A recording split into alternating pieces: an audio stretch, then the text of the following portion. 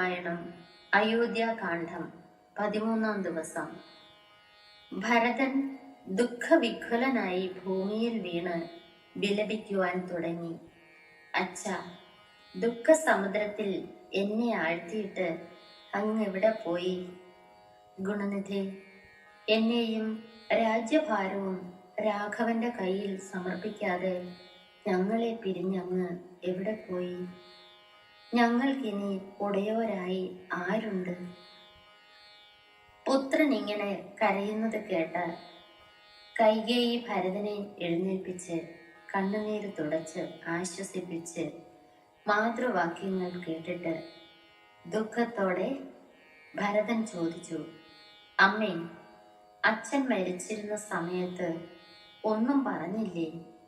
ഭരതന്റെ ചോദ്യം കേട്ട് കൈകേയി പറഞ്ഞു, രാമനെയും ലക്ഷ്മണനെയും സീതയെയും ചൊല്ലി വിലപിച്ചാണ് അദ്ദേഹം മരിച്ചത്. ഇത് കേട്ട് ഭരതൻ പിതാവ് മരിക്കുന്ന സമയത്ത് രാമനും സീതയും ലക്ഷ്മണനും ഇല്ലായിരുന്നോ എന്ന് ചോദിച്ചപ്പോൾ കൈകേയി പറഞ്ഞു, ദശരഥ മഹാരാജാവ് രാമന് അഭിഷേകം മുടക്കി. അതിന് കാരണം ഞാൻ പറയാം. നിന്റെ അച്ഛൻ പണ്ട് എനിക്ക് 2 വരം തന്നിരുന്നു. അതിലൊന്ന് നിന്നെ രാജാവായി വാഴിക്കണമെന്നും മറ്റേത് രാമൻ വനത്തിൽ പോകണമെന്നും. ഈ 2 വരങ്ങളും ഞാൻ നിന്റെ പിതാവിനോട് ആവശ്യപ്പെട്ടു.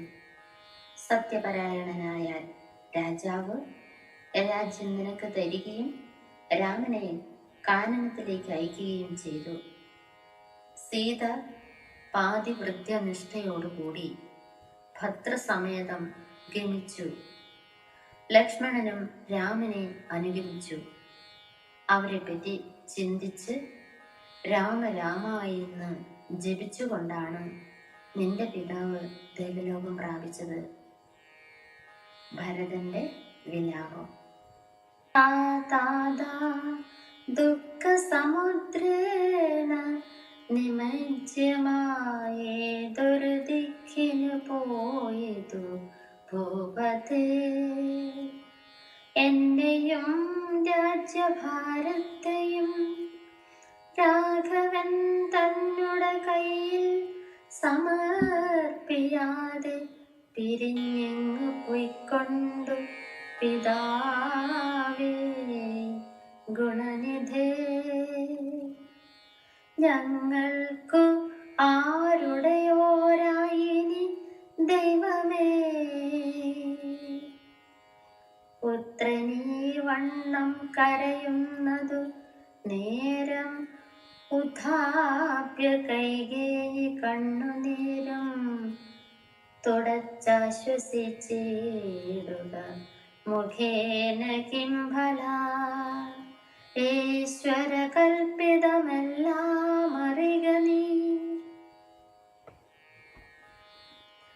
ഹാ താതാ ദുഃഖ സമുദ്രേ നിമജ്ജമാ ഏതൊരു ദിക്കിനു പോയതു ഭൂപതേ, എന്നെയും രാജ്യഭാരത്തെയും രാഘവൻ തന്നുടെ കയ്യിൽ സമർപ്പിയാതെ